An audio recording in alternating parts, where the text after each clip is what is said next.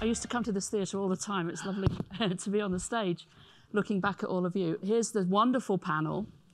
I've been joined by the Minister of Tourism of Jamaica, Minister Bartlett, by Afsane Bechlos, who's the CEO of Rock Creek and has worked inside the system and outside the system and is financial guru par excellence. Also by the new guy, the new president of the Inter-American Development Bank, Ilan Golfin. Really lovely for you to be here. I know how busy it is. And last but by no means least, the Director General of COP28, working for Dr. Sultan Al-Jaber, Majid Al-Suali. So thank you very much all for coming.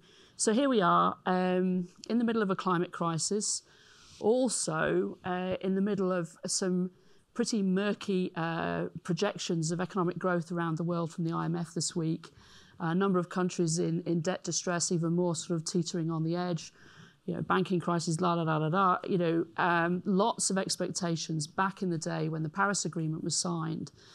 You know, perhaps not realizing that we would prevaricate as much as we have and leave ourselves with this extraordinary need for urgent climate action at a time when the global economy is really sort of beginning to strain. And of course, we've got some geopolitics as well. So I'm going to come first of all to you, sir, in the hot seat, new job, not a new mission. How do you think about how to steward, especially the region that you're working in service of, when you've got a climate crisis and when you've got sort of a patchy economic outlook? How do you think about how we move forward? Well, it's not. I don't think it's easy. As you said, we have structural problems, climate change, but also very specific issues that are happening now. Cost of capital going up, poverty going up after the pandemic. So I think we need to be very, very careful and very focused on what we're doing. And the answer to you is that we need to have two elements. One, be able to scale what we do. Second, to be able to be effective on what we do. And in effectiveness, we need to be concentrated now on implementation. We have been talking, and there are a lot of conferences and a lot of goodwill, but at the end of the day, we need to realize and focus on what is really successful, what is really making a difference, and what is not really having a difference. In terms of scale, we need to prioritize. If we want to do everything, and there are a lot of things we need to do, but if we want to do everything, we will not be able to do anything. So let's just concentrate on 2 or 3 things that we really want to do first. That gives you a little bit more scale. Second, we need to partner with everybody. What does it mean? There's no competition between MDBs. Oh, this is my project, that's your project. Even if we sum all the resources we have, it will not be enough to finance just climate. Imagine all the other things. Second, public resources will not be enough.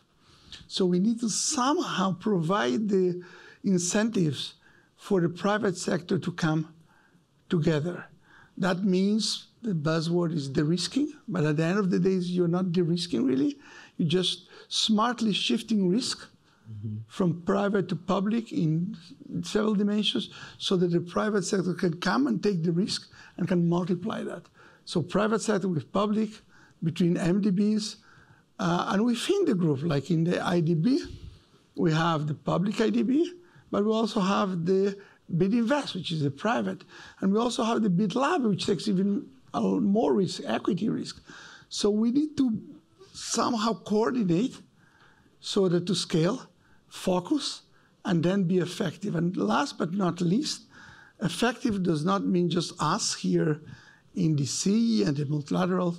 Effectiveness and implementation is crucial in the countries. Sometimes we do the best we can, but at the end of the day, we don't have the execution capacity there, the implementation. So we need to care that we provide technical assistance, that we are there and make sure that there is the capacity to implement everything that we're planning here. So I'm going to pivot to you, Afsana. I mean, look, you're no stranger to these spring meetings, inside and outside, and you're no stranger to the calls for we need to do more, faster. But here we are at a global inclusive growth summit with a climate emergency, and there's been lots of discussion in the last few years about we need to go from billions to trillions, and then there's the reality of what's going on in the markets and in the world. I mean, how do you think we need to be focusing in order that sort of actions speak as loud as the words do? Lovely to be with you. Lovely to see you, and with everyone else. I think if we just take the total global bond markets, U.S., Europe, emerging markets, 300 plus trillion. Emerging markets, about 100 trillion of of debt. Just looking at debt markets, which is the sort of the biggest market there. And within that, half is China, half is everybody else, LATAM, et cetera, et cetera. So that's 50 billion plus, right? That trillion in emerging market debt. What is happening today? I'll talk about the negative and I'll talk about the positive. The negative is flows into emerging markets are going down. Private sector flows are going down. If you look at the debt ownership of the local markets, because the majority of this debt, by the way, is not sovereign. It is local. Less than 16% is now foreign. It used to be much, much bigger share. So that is the environment we're going in with the higher interest rates, as you said, with all the things, the background you gave on the global economy. So what does that mean? We are all seeing the numbers, trillions to, billions to trillions, and we've all been to those conferences. I think my take on all of this is we should be, and instead of going from trillions to going to trillions, as we were saying earlier together before we started, we've gone really from billions to millions. So let's start with being very specific, as you said. Let's get to implementation. What can countries actually absorb? What can the MDBs do? What can all the technical experts on renewable energy and clean energy and climate do? There are so few of them in the whole world. So even if we got those trillions that everyone's talking about, they would not get absorbed. So let's get realistic. And I think on the positive side of all of this is that as we speak, I happen to have my offices not too far from this zip code where we're sitting together. We're doing so much on working with startups in Africa. I think in the last year, we've only done close to 86 investments with startups in Africa, more than 30 or 40 in LATAM, and so on and so forth. And of course, a lot in US and Europe. The point I'm making is there is a young generation in emerging markets that is starting these companies all across. Asia, of course, is huge. Middle East, also large. So in the Caribbean islands, there's a very, very vibrant group of young people. Work with them. The MDBs are going to be very important, but let's say World Bank lending, what was it, about 30, 40 billion last year, and then how much of that actually gets dispersed? And how long does it take to get a loan from the World Bank? Average 7 years. And I'm sure you'll change that at... Much less at the EBA. Good. So you and Ajay, I think, are the dynamic duo who are going to change this and change it so that when the minister wants a loan, it will take him 6 months to a year, not 1 year to 7 years. So I think, as you said, let's concentrate on a few topics. Let's concentrate and work together and with what is going in COP. And I think, to be honest, the last few COP meetings from a private sector point have been very disappointing. Yeah. If we want to be real, we need for COP to be real. There's more happening outside of COP right now than inside, and I'm sure you'll change that at the UAE this time. All right, so you've got this picture of we're going from billions to millions, not billions to trillions. Lots of hyperventilating rhetoric about the trillions. And it's really, really difficult to get the money to where it's needed. And some of the MDBs are a tad on the slow side. So we're beginning to build up a picture. And here you are, Minister, at the pointy end of the climate impacts that you didn't cause, that we caused. You're having to cope with that. So how do you want the international financial system? How can we help you build the resilience that you need? Well, first of all, I think we have to do what our friend the president of the IDB said, identify what can be done. We search around there many things. So for us, small, developing and underdeveloped countries, it's about capacity building. It's about enabling us to be able to be resilient. And we concentrate on the fact that Anthropocene Earth will have disruptions. That's what we are about. How to manage them, firstly, how to identify them. So we need capacity to be able to foretell, to understand disruptions, to be able to track disruptions when they come in, to mitigate against disruptions, to be able to manage disruptions when they hit us, and then to recover, but to recover quickly, and then to thrive. So those 5 key steps, which I believe if we move into an investment phase where we really want to make a difference quickly, we look at how do we enable capacity building. The COVID experience has resulted in that period of entrepause when we did nothing. It had its value, but it also created a negative now that we're into what we call the entrepause, when there's activity again. The result, of course, is that it has created a demand, a huge demand, the supplies of which does not exist. And perhaps the first and major disruptions that have resulted from this is the human capital disruptions. And so, number 1, training and retraining. My industry, tourism, for example, we lost 72 million people. 18 million came back.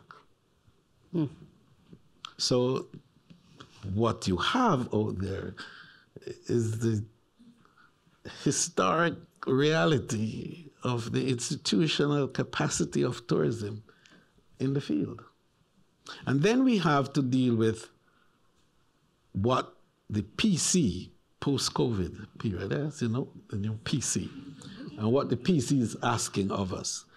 It's a new skill set that is now required. In my industry, for example, the Internet of Things is going to play a huge role in the services and also in the experiences. So how do we get small countries that are highly tourism dependent, like us in the Caribbean? And just by way of information, we're the most tourism dependent region on Earth. But we're hugely vulnerable. We're vulnerable to seismic issues, events, as we call it, weather events. We have issues with pandemics and epidemics and little terrorism, not too much, thank God. But economic resilience is a big issue for us. And then, of course, we have to contend with enabling a social stability within our space that is affected by the fact that we have not been able to recover and recover well.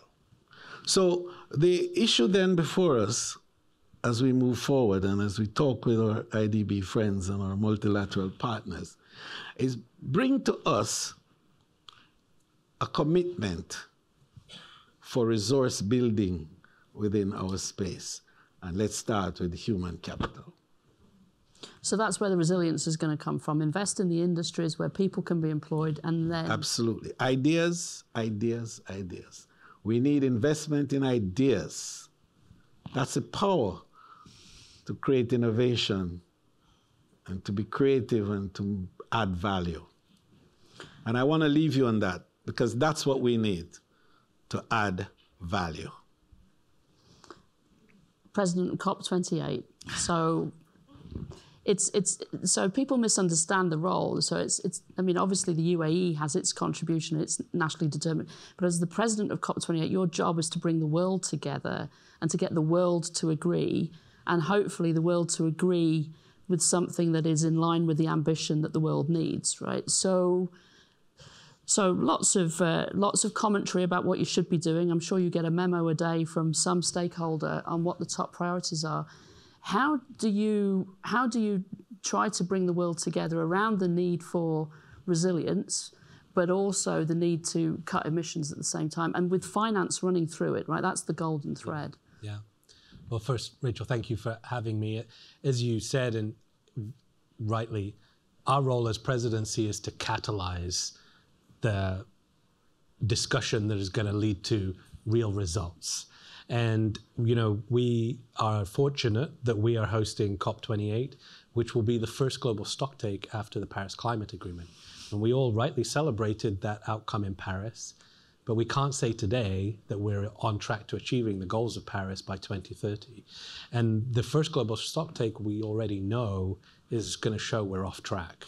And so what that means is that we need to really look at how are we going to get back on track.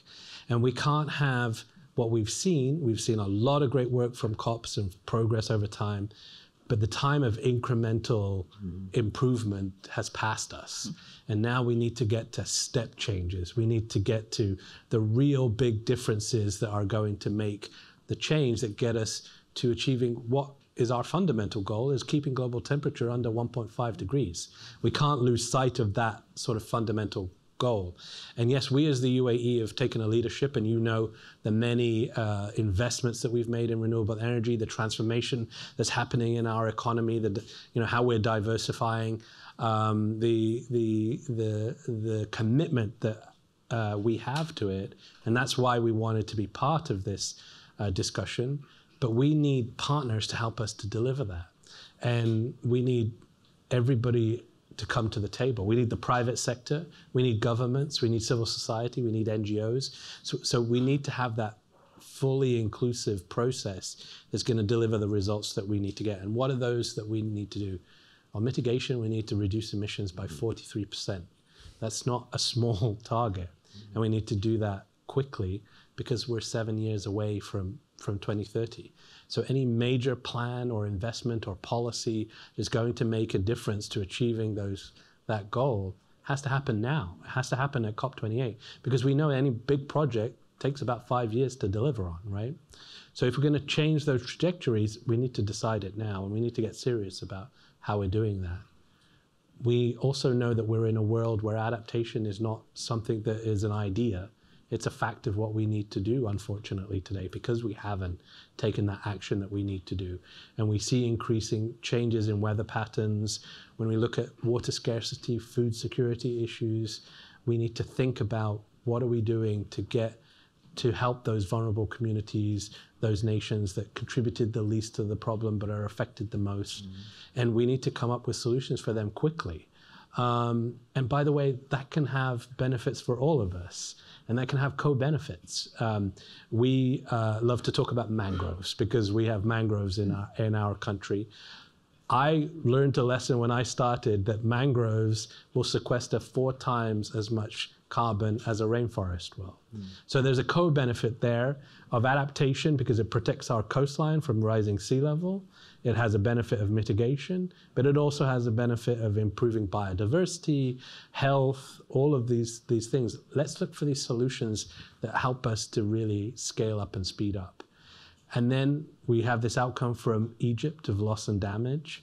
We need to determine how this is going to be operationalized and operationalized quickly because those vulnerable communities that are affected by climate change are being affected now, and we need to respond quickly to that.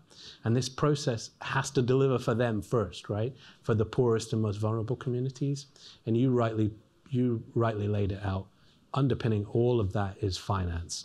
And the promises that were made in Paris to deliver 100 billion that haven't materialized, we need to be honest about where that finance is coming, and then need to be honest about what finances we need. We need to get to 2 trillion plus of finance that is going to make this change that we all want to see. By the way, none of us are arguing about whether we want to do this, right? It's just how. It's just the how, and how are we going to get to that finance.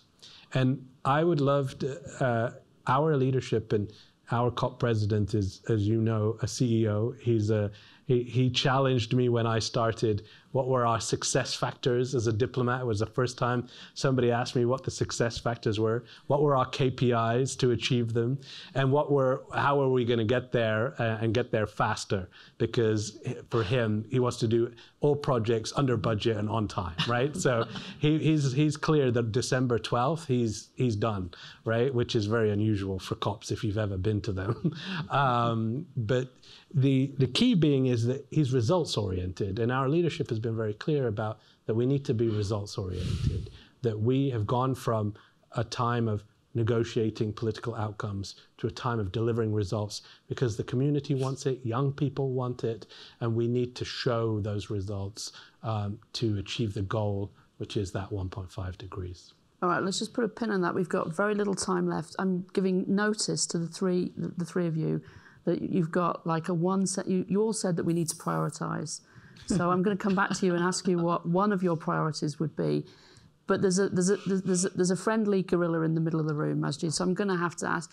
So one of the things that didn't get agreed in Egypt was some kind of recognition that we have to actually curb the exploitation of where many of these emissions come from. So fossil fuels. So is having a COP in a country that has become a very effective low-cost producer of fossil fuels, will you be able to bring the world together around that issue, do you think? I am 100% confident that we can.